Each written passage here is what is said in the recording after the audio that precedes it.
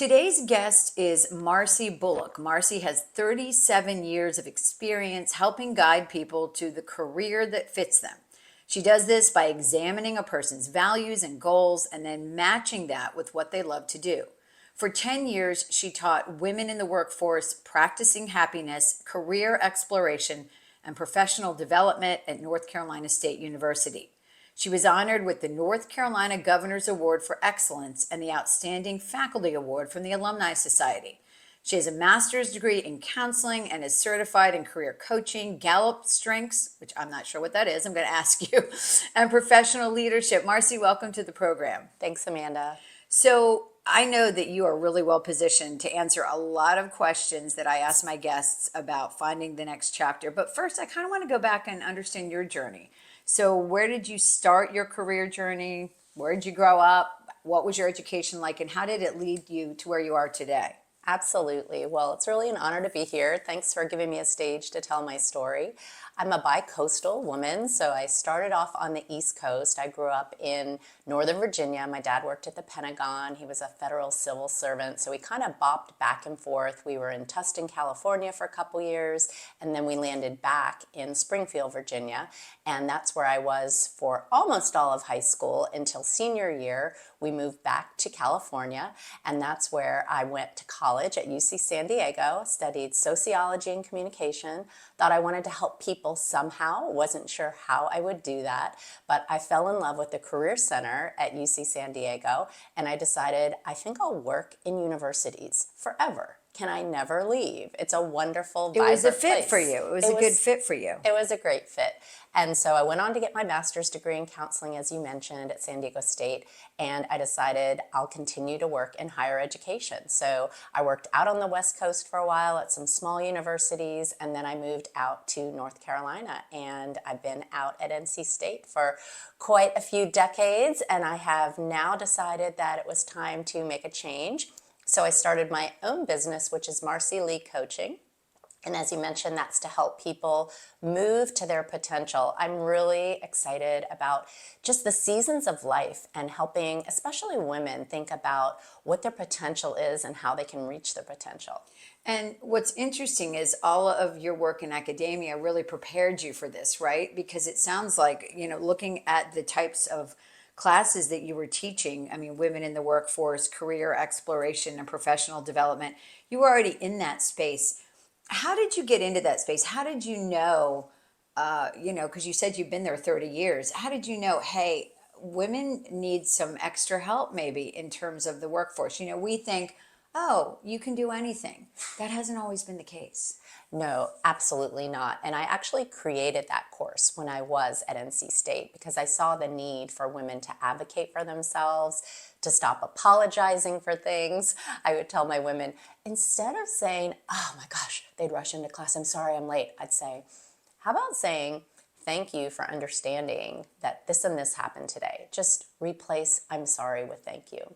So I got into it because I saw the need and I saw an opportunity to inspire people because a lot of times women get in their own way and they don't see that they have opportunities and they feel less secure than men do.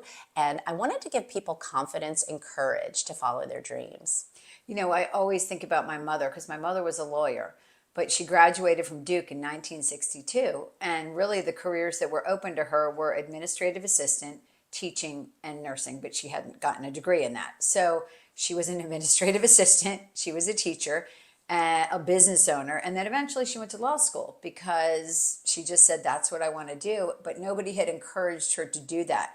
And I think she did that in the late 70s, which was a pretty big deal with young children. So sometimes we have to take a real leap, right? Take a risk. What are some of the things that happened in your life to kind of take you down this path and set you up? I mean, obviously nobody has a linear path. Nobody has a linear career path. And so you obviously had to overcome some things to thrive. So talk about a little bit about that. Absolutely. Yeah, I feel like the struggles really make us who we are today. And so in my life, I was unusual in when I was an undergraduate, kind of finding that connection to the Career Center, finding a love of being in a university environment and wanting to go on to grad school. But I didn't get in the first year. And I tell that story to people that, the first year I got my rejection. And I think about that first rejection as a redirection. Like, think a little bit about where you're heading. Take a gap year. It's not the end of the world. Any kind of failure that you might hit is really just data. It's not telling you that you should give up. And many of my students have hit that too, where they're saying, oh, I didn't get into the one school I applied to. And I said, well, welcome to the club. It's an opportunity to stop and think a little bit about where you're heading. So once I did get into grad school and started my career path, I feel like some of the struggles that I hit were internal. Were basically just thinking that I might not be able to do something and getting butterflies and second guessing myself and realizing that, whatever happens here is not life or death. Getting into that sympathetic overdrive where your heart is racing and you're just thinking, go, go, go. And I realized as the decades proceeded and moved forward that it was all going to work out. And somehow, right? I tell my it daughters does. that too. I have a daughter who's almost 21 and one who's 24. And I try to remind my 20-year-old especially, nothing that happens right now in your life is going to define you. You have so much time to try things and make mistakes, to fall down, to get up. But we don't know that at that time. We almost need somebody to tell us that. So that's really interesting. And you also probably saw a lot of changes in academia. I know the pandemic, you came up with a class about happiness. Talk about that, because that's fascinating to me. Yes, I did. So, as we know, the pandemic was a global throw us off of everything. No one knows what's going on. There was a lot of crises with just connecting with other people.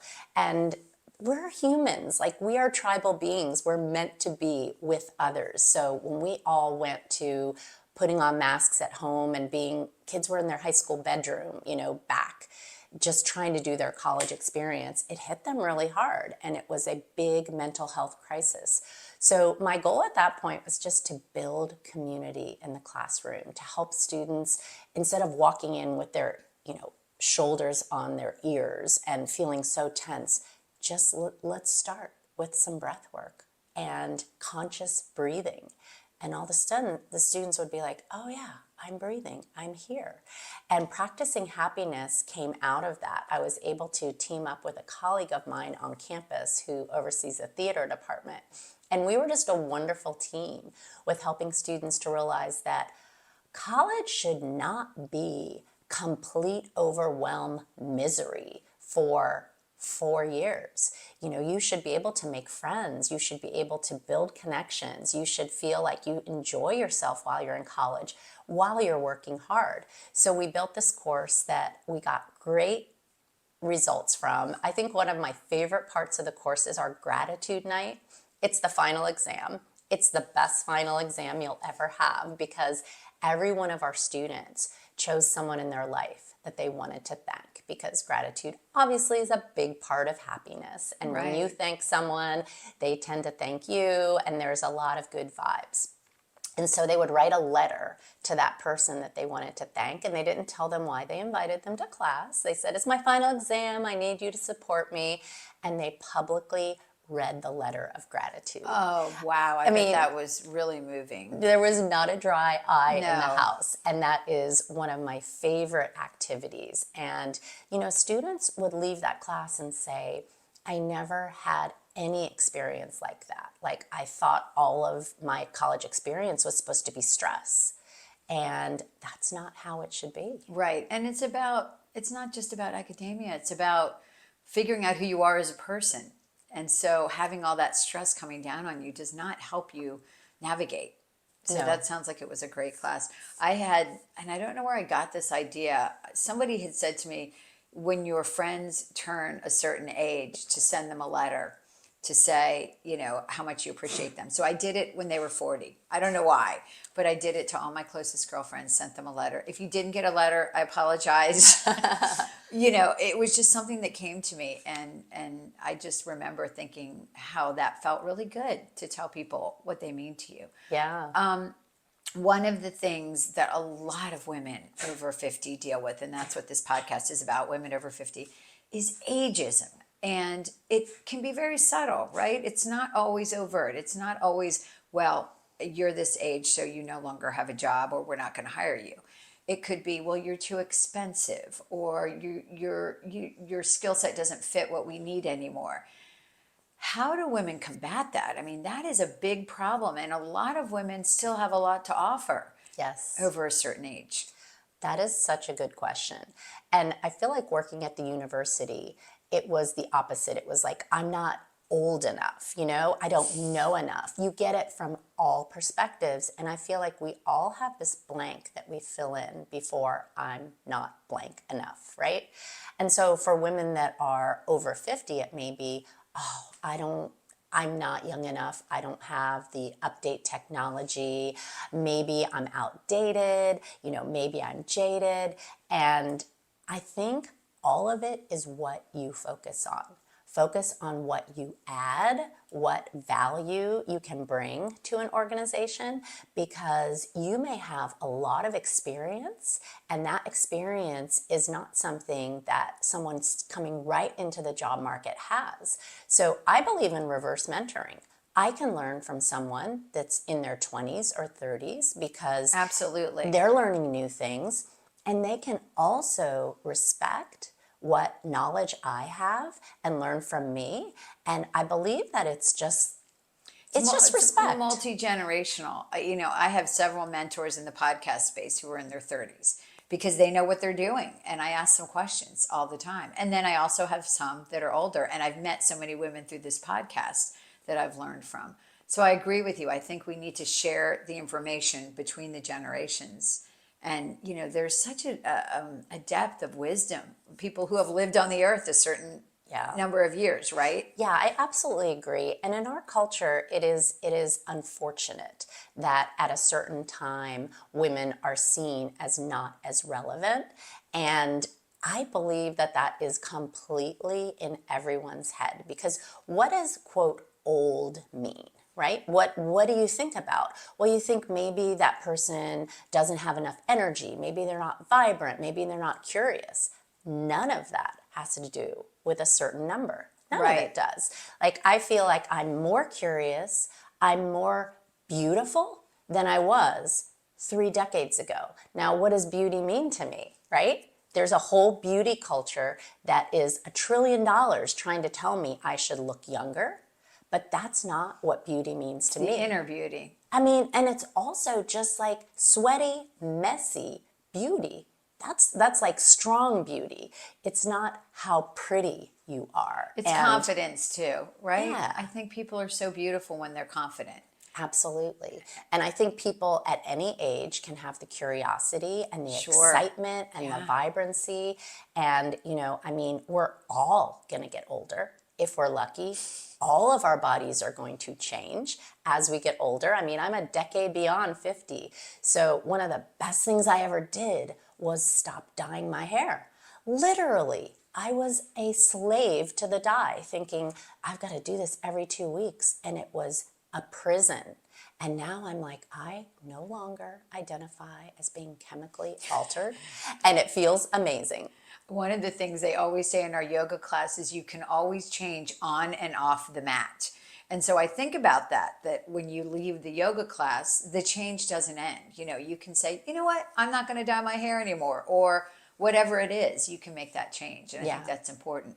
You mentioned something that we talk about in every show, which is the lack of relevance, feeling unseen, just feeling like in this culture that women are just not considered as important as they age. And it's different for men. Let's be honest. And so if a woman is feeling that struggle and is trying to figure out what the next chapter is, what kind of advice would you have? Well, I'm really glad you asked that, because that's kind of what I do in my coaching practice. I think that if you're thinking about that encore, And it is an encore because when you get to a certain time in your lifespan, it just gives you a chance to reevaluate. So what I recommend people do is think a little bit about their values. And I think about a house analogy when I talk about it. Like there's a foundation of a house, which is that concrete slab. And if you have a crack, everything falls down. And then there's the core values, which are around the foundational values, not as important as holding the whole house up, but walls are really great in a house and a roof are nice in a house. And then there's minor values like, you have in your house, you have your beautiful couch and your beautiful rug and the color of the paint. And all of those hold up your life. And if you can align your actions with what's important to you as far as your values are, then that's where you find the bliss. And it takes a while to get comfortable in your own skin. It takes a long time. Yeah, and I think especially when people are switching careers, that transformation is really hard because you've seen yourself, you've identified yourself as this one thing for, depending on how long you work for a company or a university, 20, 30 years. And now you have to rethink that, right? You have to re-identify yourself. That's why I do this podcast, because I wanted to do something different and wasn't sure what it was. And now that I'm doing it, I found the bliss. And that's where the career coaching can help, because sometimes you need someone pedaling right beside you saying, where are we going? How do we get there? And believing in you and giving you the tools. We have some different tools that we use in career coaching that help people envision that end goal, what they want their legacy to be. And now, what are the actions I need to take to get there? That makes a lot of sense. So you've done so many things in your life. What does your life look like now? And what else is there? What else do you want to do? Well, I have an awesome time now because I get a chance to spend time with my grandson. So I have two daughters. One of them has a 1-year-old child who lives here in Raleigh, and I spend the days with Joa. And it is wonderful because I think as women, when we raise our own kids, a lot of us are juggling multiple things in the air, and Right. we're just trying to get the t-shirt and get done with it. And now I see it through a whole new lens. I mean, I know everybody says that. It sounds so cheesy that like being a grandparent is the best thing ever, but honestly, it lives up to the hype. I don't think it's cheesy because I think it's universal. And so stereotypes and cliches and things that we say are there for a reason. They're there because they're true. And so many women I've talked to have said that. Somebody asked me, what's your next job? And I said, well, I'm hoping to apply for grandparent within the next decade. I think I'm going to make it. I think I'm prepared. I think I can do it. You will love it. I will walk with you down the streets of Raleigh with the stroller. We'll go to all the parks. But I agree with you. I know when I was raising my kids, I felt like I was underwater, right? I felt like I was drowning sometimes because I was trying to juggle so many things. And even now, I'll say to my daughters, or they'll say to me, you remember that? And I'll be like, I don't remember it because I was just going through the motions. I was moving so quickly. I mean, luckily they turned out really well, Yes. despite all that. But yeah, I think that's a really exciting time in life. Yeah, and I mean, you and I have done the same thing where it's like our daughters, I don't know if you have daughters. I do. I have two daughters, Okay, yes. same. They saw us as role models, you Right. know? So I have two amazingly successful women who have just become incredible. So I somehow It like worked out. managed it, but also like being a grandparent, you get a chance to be in the moment To engage. and not constantly be rushing, because I mean, when your runway is shorter, you realize that we're all heading to the same destination. Like, why are we in such a rush? Let's be here now. I love that, when your runway is shorter. That sounds like a book title. It probably is. It probably is. But that's a great way of looking at it. Anything else you want to do? What's on your bucket list? I'm excited about my new business. I'm excited to help more people. I just love sharing what I've learned. And so it's a really fun opportunity to get invited to groups. One of the topics I developed was called self-care versus aftercare. And that's all about how we give a badge of honor in our culture when you're in the grind of being overwhelmed, like who's the most stressed Who's out, the busiest? who's got the least amount of sleep and is running themselves ragged. And so in that session, I found it to be really transformational to help people realize that when I say I'm going to do self-care and I'm going to get a manicure, yet I am anxiously scrolling my emails, that's not self-care. You need aftercare because it all comes internal for you. And that's one of the things I'm really excited about in the future is sharing that with more people. And I've got some exciting gigs coming up with what I'm doing with the career coaching business. So I'm excited to travel, spend time with family, and just explore the city of Raleigh that I love with my And husband. do what you want to do on your schedule, Yes. which is a big part of going from working for someone and owning your own business. Where can people follow you? So Marcy Lee Coaching, I'm on Instagram, and I have my website launched, and I'm on LinkedIn. So that's the best place to find me if you're interested in thinking about that next season of you and what that looks like. Thank you so much, Marcy. So one of the things I'm doing is I'm featuring artists on the show. So this is my friend Mary Alice. This is one of her pieces. It's called Island Dream. You can find her on the Dizzy Hue, DIZZYHUE, on Instagram if you want to learn more about her. This has been really lovely. I really appreciate you sharing your time, talent, and your wisdom with my audience today. Thank you.